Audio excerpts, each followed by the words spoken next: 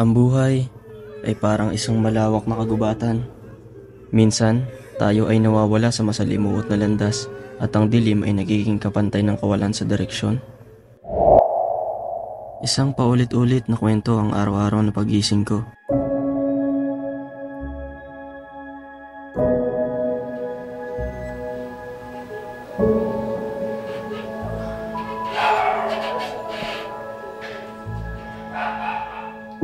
Haharap sa salamin, itatanong sa sarili kung sino ba talaga ako. Opo, bakla ako! Anong bakla? Walang bakla sa pamilyang to! Tandaan mo yan! Minsan, ang pamilya na dapat unang tatanggap at kakalinga sa buong pagkatao mo, ang mauunang talikuran ka sa kung sino ka.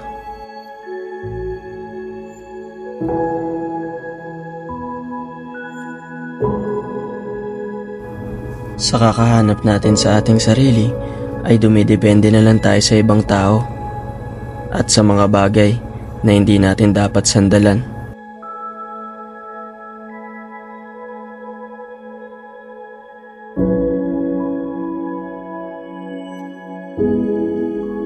Good morning, class. I'll be your professor for understanding the self.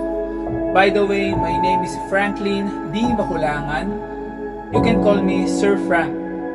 So, magsasama-sama tayo buong semester, right? And I expect that after this semester, you'll be able to know who you really are. Matanong ko lang, kayo ba? Kilala nyo na ba ang sarili ninyo? Kung sino o ano kayo? Kung anong purpose nyo sa mundo? Saan na to patungo? Hindi ko na kasi alam. Hinahanap ang sagot sa bakit. Hindi ko na kasi alam.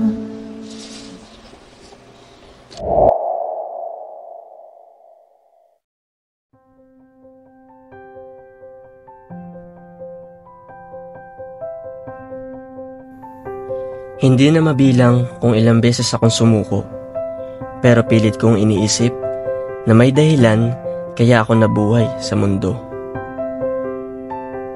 Ang hirap malaman kung sino ka talaga, no? At ano nga bang dahilan kung bakit ka nagpapatuloy sa buhay? Unang hakbang ay ang pagtanggap sa kung sino at ano ko, kasama na ang lahat ng kahinaan at kakulangan. Eto ako.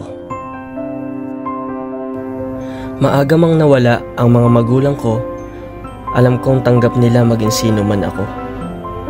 Wala akong tinatapakan tao, wala akong nagawang mali. Tinanggap ko lang kung sino at ano ba talaga ako.